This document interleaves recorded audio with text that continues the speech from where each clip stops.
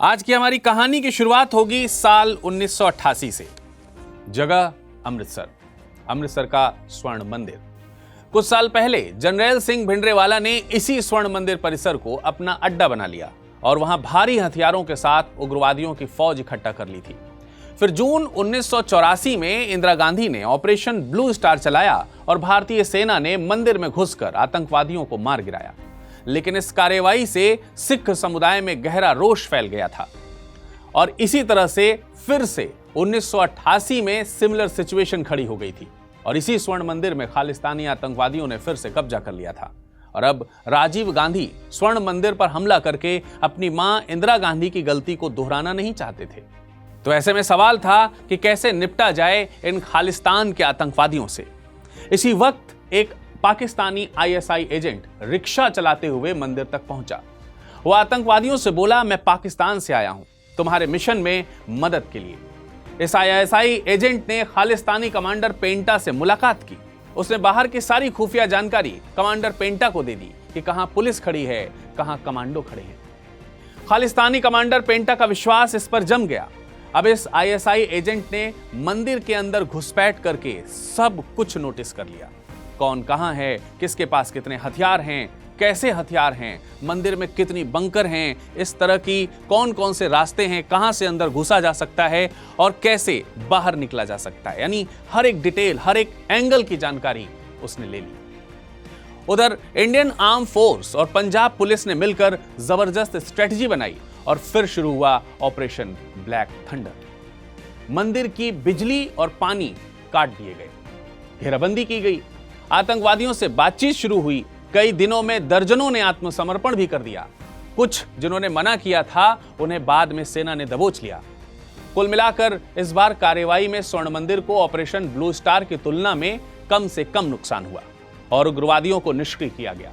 लेकिन अब आप सोच रहे होंगे कि आखिर ये सब हुआ कैसे। तो ये सब हुआ उसी आईएसआई एजेंट की मदद से, क्योंकि उसी ने ये सारी जानकारी दे दी थी भारत की एनएसजी और पंजाब पुलिस को।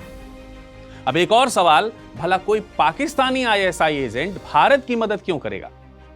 आखिर ये पाकिस्तानी आईएसआई एजेंट था कौन? इसकी इंटेल ने उग्रवादियों का सारा खेल बिगाड़ दिया था। देखिए, कुछ जंगें बंदूक से नहीं बल्कि दिमाग से जीती जाती हैं। कुछ योद्धा तख्त पर नहीं, अंधेरे में बैठकर मुल्क की किस्मत लिखते हैं। ये ऐसे खिलाड़ी होते हैं जो सामने आए बिना पर्दे के पीछे से खेल को पलट देते हैं। और आज हम बात करेंगे उसी शख्सियत की जिसे हमने अभी की कहानी में रिक्शा चालक बनकर आईएसआई एजेंट के रूप में उसे जाना है। यह शख्स बब्बर शेर है जिसका नाम सुनकर आतंकी डर से कांप उठता है। नाम है डोभाल, अजीत डोभाल, भारत के असली शैडो वॉरियर।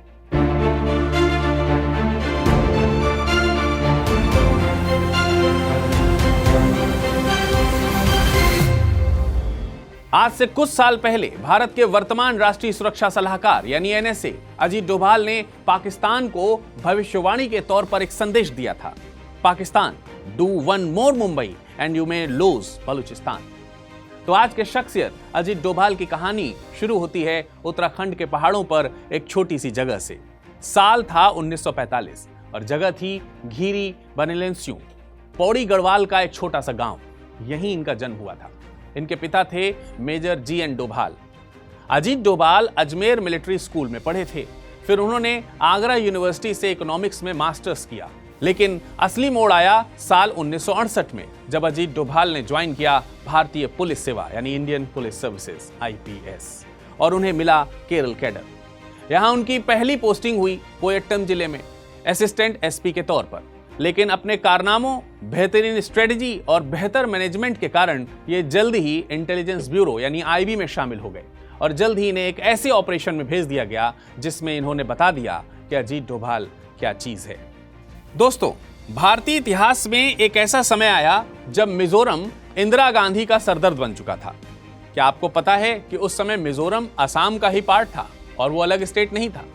चलिए थोड़ा सा इतिहास में पीछे चलते हैं। ब्रिटिश काल में मिजोरम को पहले लुशाई हिल्स कहा जाता था। यह ब्रिटिश राज में असम प्रांत का हिस्सा था। आजादी के बाद लुशाई हिल्स को असम राज्य का हिस्सा बना दिया गया, लेकिन जनजाति लोगों को यह मंजूर नहीं था। वे खुद को असम से अलग मानते थे। फिर एक घटना ऐसी घटित हुई जो मिजोरम में विद्रोह की चिंगारी बन गई थी। साल था 1959 और इस साल मिजोरम ने देखा मौताम अकाल। यही घटना मिजोरम की कहानी का और अजीत डोभाल के करियर का टर्निंग पॉइंट बन गया। दोस्तों, यह अकाल अचानक नहीं आया था, बल्कि प्रकृति की एक चक्रीय प्रक्रिया से जुड़ा हुआ था। अब कैसे आया यह अकाल? दरअसल मिजोरम के जंगलों में बांस की एक विशेष प्रजाति पाई जाती है जिसे मेलोकैना बैसिफेरा कहते हैं। यह बांस हर 48 से 50 साल में एक बार फूलता है और इसके बाद मर जाता है। लेकिन जैसे ही यह बांस फूलता है और उसके फूल और बीजों से चूहों की आबादी में बेतहाशा वृद्धि हो जाती है। इस समय भी यही हुआ था। कुछ ही महीनों में लाखों चूहों की सेना खड़ी हो गई, लेकिन जैसे ही जंगल के बीज खत्म हुए, लाखों चूहे मिजोरम के गांवों पर टूट पड़े। चावल, मक्का, सब्जियां, हर फसल को चूहों ने खत्म कर दिया। लोगों के पास खाने को कुछ नहीं बचा।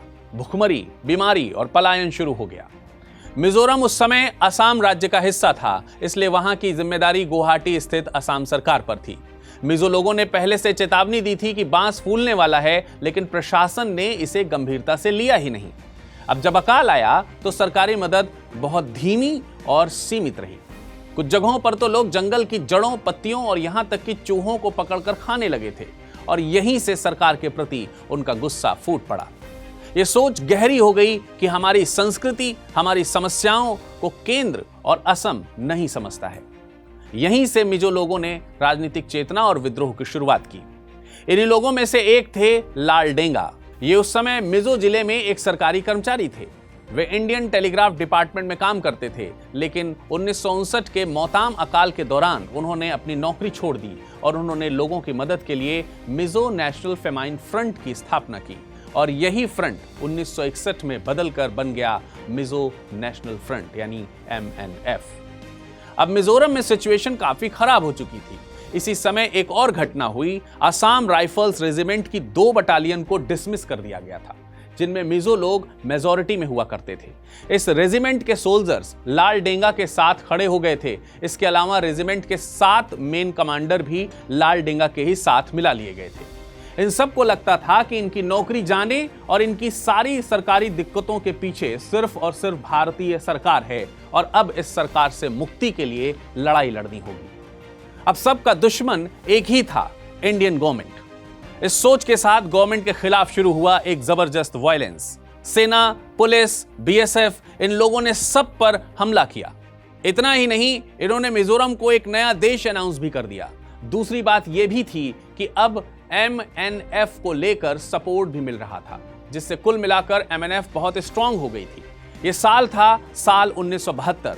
मिजोरम जल रहा था, बागी कमांडर जंगलों में थे और भारत सरकार के सामने सवाल था कि इस आग को कैसे बुझाया जाए। इस आग को बुझाने कोई फौज नहीं आई थी। दोस्तों, ऐसा कहा जाता है कि जहां मैटर बड़े होते हैं वहां डोभाल साहब खड़े होते हैं। डोभाल वहां हथियार लेकर नहीं आए थे, वो गए थे लफ्जों की बंदूक और दिमाग की तलवार को लेकर। अजीत डोभाल मिजोरम पहुंचे और लग गए अपने काम में। उन्होंने दिमाग लगाया, उन्होंने देखा कि लाल डेंगा की असली ताकत इनके संगठन में ही थी। इसके सिपाही और कमांडर भी इन्हीं के दाएं और बाएं हाथ थे। बस अजीत साहब को यही खत्म करना था। उन्होंने लाल डेंगा के ग्रुप में सेंध लगाने का प्लान बनाया। अजीत डोभाल उनसे मिल गए और भरोसा हासिल कर लिया। इन्होंने इनका ब्रेन वॉश किया। इनसे कहा कि तुम लोग सोचते हो कि दिल्ली तुम्हारा दुश्मन है। नहीं, दुश्मन वो है जो तुम्हें दुनिया से काट कर रख देना चाहता है। डोभाल ने अपनी बात रखी कि इंडिया से मिल जाओ तो न सिर्फ शांति आएगी, बल्कि मिजोरम एक अलग राज्य भी बनेगा। तुम और तुम्हारे लोग मंत्री बनेंगे और जनता की हर छोटी बड़ी परेशानी खत्म कर दी जाएगी। लेकिन अगर ऐसा नहीं हुआ तो एक दिन फौज आएगी और तब न तुम रहोगे न तुम्हारा मिशन। 1972 से 1974 तक ये बातचीत चलती रही और नतीजा 7 में से 6 टॉप कमांडर डोभाल के साथ हो गए थे। अब लाल डेंगा के पास कोई ऑप्शन नहीं बचा और लाल डेंगा को मजबूर होकर भारत सरकार से शांति वार्ता शुरू करनी पड़ी। फिर इसके बाद जो हुआ वो इतिहास है। मिजोरम एक अलग स्टेट बन चुका था, लेकिन सिर्फ यही घटना नहीं थी जिसने अजीत डोभाल को बड़ा कर दिया। अजीत डोभाल ने सिक्किम के भारत में मर्जर का भी एक पॉसिबल रास्ता बनाया था। दोस्तों, लगभग इसी समय सिक्किम में भी एक बड़ी समस्या खड़ी हो गई थी। आपको पता है कि मिजोरम की ही तरह सिक्किम भी भारत का राज्य नहीं था, बल्कि एक स्वतंत्र रियासत थी। आजादी के बहुत बाद में यानी 16 मई सन 1975 को सिक्किम भारत का 22वां राज्य बना था। लेकिन इसके ठीक पहले ऐसा माना जाता है कि सिक्किम का शासन एक CIA एजेंट चला रही थी। पूरी कहानी समझने के लिए इतिहास में थोड़ा सा और पीछे जाना होगा। 17वीं शताब्दी में तिब्बती मूल के भूटिया सिक्किम में दाखिल होते हैं और बन जाते हैं सिक्किम के कर्ता धर्ता। फिर 1642 में इन्हीं भूटिया में से फुंगशोग नामग्याल को बनाया जाता है सिक्किम का पहला चोग्याल यानी राजा। यहीं से सिक्किम में शुरू होती है चोग्याल वंश की राजशाही। सब कुछ सही चल रहा था, लेकिन 18वीं शताब्दी में सिक्किम की शांति तब टूट जाती है जब नेपाल भूटान की सीमाएं सिक्किम पर हमला करने लगती हैं। नेपालियों ने सिक्किम का आधा हिस्सा ही निगल लिया था। राजा को अब किसी की मदद चाहिए थी और वो मदद आई ब्रिटिश ईस्ट इंडिया कंपनी से। राजा और कंपनी के बीच साल 1817 में ट्रीटी ऑफ टिटिलिया हुई। ब्रिटिशर्स ने नेपालियों को पीछे हटाया और बदले में सिक्किम ने उन्हें बना दिया प्रोटेक्टर। बाद में 1861 में ब्रिटिशर्स ने तुमलोंग संधि के जरिए सिक्किम पर और बेहतर पकड़ बना ली। इससे हुआ ये कि राजा अपनी चोग्याल की गद्दी तो रही, लेकिन उसकी डोर अब अंग्रेजों के हाथों में थी। फिर आया आजादी का वक्त यानी साल 1947। लेकिन जब भारत आजाद हुआ तब सिक्किम ने कोई झंडा नहीं थामा, न भारत का न पाकिस्तान का। यह बना रहा आजाद राजशाही राज्य। सरदार पटेल तो चाहते थे कि सिक्किम भारत में ही शामिल हो, लेकिन नेहरू चीन के संबंधों के कारण पीछे हट गए थे। फिर बीच का रास्ता निकाला गया। साल 1950 में भारत ने सिक्किम के साथ किया एक प्रोटेक्टरेट एग्रीमेंट। इससे भारत को मिल गया सिक्किम की सुरक्षा, संचार और विदेश नीति का कंट्रोल, लेकिन अंदरूनी शासन अब भी राजा के ही हाथ में था। फिर 1964 में ताशी नामग्याल की मौत हो गई और अब सिक्किम के राजा बनते हैं पाल्डेन थोंडुप नामग्याल। और अब सिक्किम का राजा कहता है कि मैं भारत के साथ नहीं, भूटान की तरह आजाद रहना चाहता हूं। लेकिन इसी कहानी में एक और किरदार था। ये थी पाल्डेन थोंडुप नामग्याल की रानी, नाम था होप कुक। ये अमेरिका की थी। ऐसा माना जाता है कि रानी एक CIA एजेंट थी और राजा को फंसाकर सिक्किम को अमेरिकी डोरी से चलाने की कोशिश की जा रही थी। अब एक पहाड़ी देश जो धीरे धीरे अमेरिका की मुट्ठी में जा रहा था, तो जाहिर है कि देश को तो इसका पता चलना ही था। इस समय इंदिरा गांधी प्रधानमंत्री थी। इंदिरा गांधी को भी भनक लगती है कि सिक्किम अब दिल्ली से नहीं, वॉशिंगटन से चलाया जा रहा है। इंदिरा गांधी ने रॉ चीफ RN काव को बुलाया और कहा कि बस अब बहुत हुआ, सिक्किम के भारत में विलय की योजना बनाइए। 4 दिनों में एक योजना तैयार की गई जिसमें राजा के सत्ता को कमजोर करना और जनता को लोकतंत्र के समर्थन में एकजुट करना शामिल था। लेकिन यह काम सिक्किम के अंदर करना था। कौन करता ये काम? फिर वही बात, जहां मैटर बड़े होते हैं वहां डोभाल साहब खड़े होते हैं। डोभाल को टास्क मिलता है, बिना गोली चलाए, बिना सेना भेजे, बस दिमाग से राजशाही खत्म करनी है। इन्होंने स्ट्रेटजी प्लान की। स्वतंत्र राजतंत्र के अगेंस्ट उन्होंने सबसे सिक्किम की लोकल पार्टियों को सपोर्ट करने के लिए सोचा। इस समय यहां थी सिक्किम नेशनल कांग्रेस। अजीत डोभाल ने जो पहला मोहरा चुना वो था इनका हेड काजी लेंडुप डोरजी। डोभाल ने पूरी सिक्किम की जनता को राजा के खिलाफ करने के लिए पैसे बहा दिए। जैसा भी जितना भी हो सकता था सपोर्ट किया, जनता का मूड सेट किया, हर नुक्कड़ पर बात फैलाई कि राजा अब जनता का नहीं रहा। धीरे धीरे डोभाल की सारी कोशिशें रंग लाईं और अब यह भी समझिए कि नेपाली मूल की आबादी जो बहुसंख्यक थी, वे राजा की तानाशाही से ऑलरेडी नाराज थी और ऐसी परिस्थिति में 1973 में सिक्किम में राजशाही के खिलाफ भारी जन आंदोलन शुरू हुआ।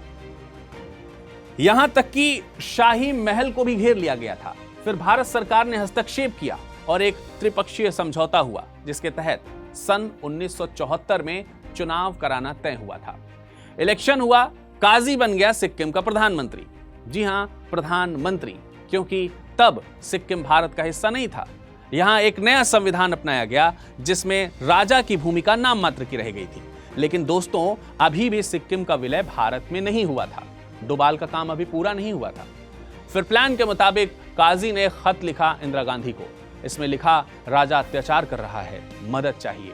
और फिर इंडियन आर्मी पहुंची सिक्किम, पैलेस को घेर लिया गया, राजा को घेर लिया गया। फिर हुआ जनमत संग्रह। सिक्किम की 97% जनता बोली, हम भारत के साथ हैं।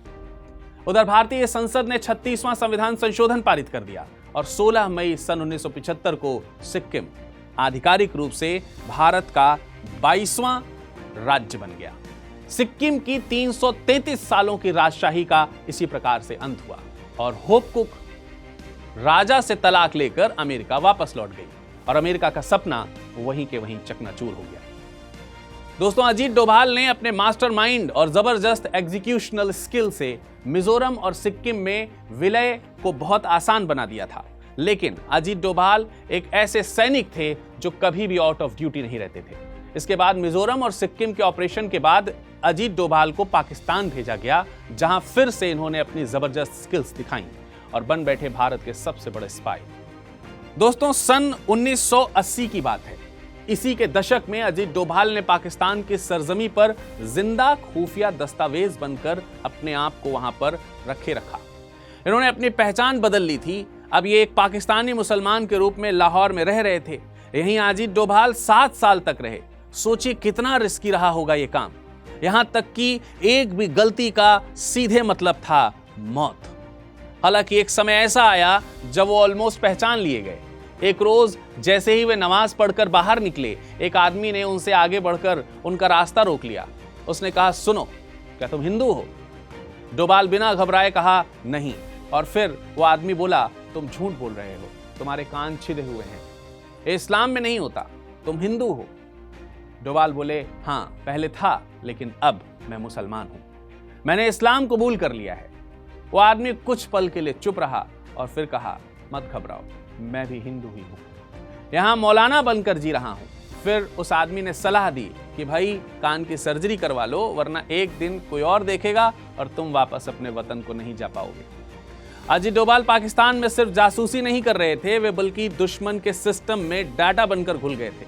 उन्होंने पाकिस्तान में रहते हुए आतंकी संगठनों की गतिविधियों, हथियारों की लोकेशन, ट्रेनिंग कैंप्स और डॉन दाऊद इब्राहिम की चालें भारत तक पहुंचाई, वो भी बगैर किसी शक को छोड़े। इसके अलावा साल 1999 में कांधार प्लेन हाईजैक के दौरान अजीत डोभाल आतंकियों से नेगोशिएशन करने वाले मुख्य अधिकारी थे। आपको पहले ही मैंने बताया था कि भाई जहां मैटर बड़े होंगे वहां डोभाल साहब तो खड़े ही होंगे। दोस्तों, क्या शानदार शख्सियत है डोभाल।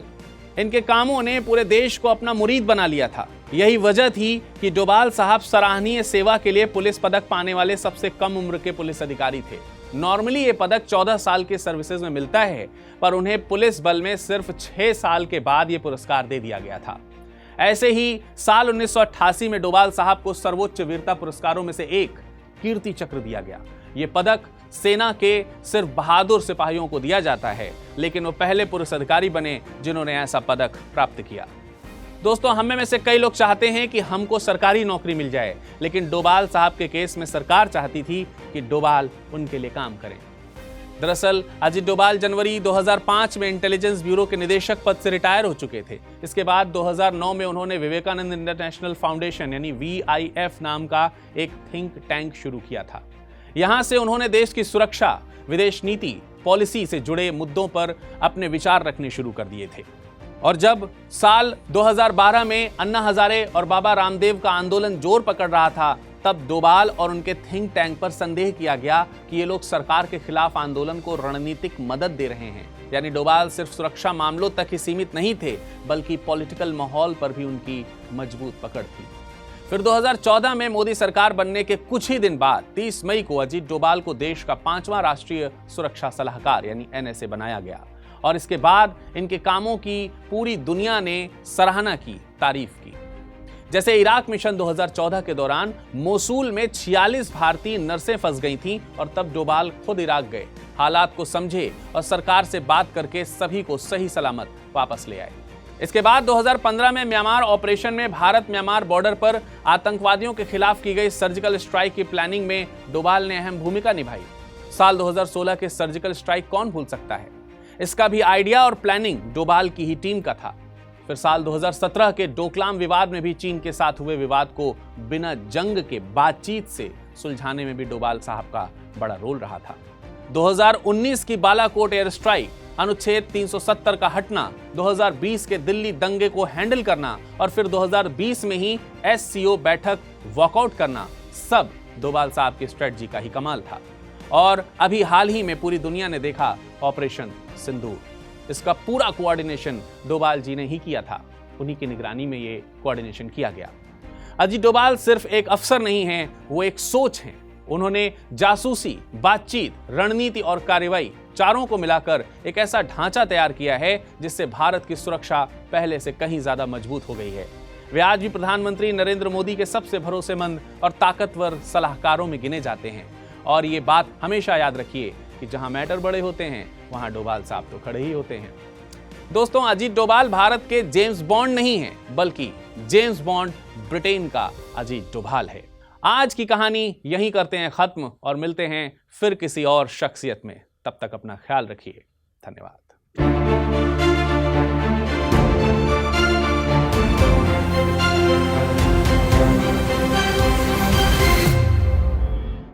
हिंदी में यूपीएससी की तैयारी से संबंधित प्रोग्राम्स को देखने के लिए सब्सक्राइब करें स्टडी IQ IAS हिंदी।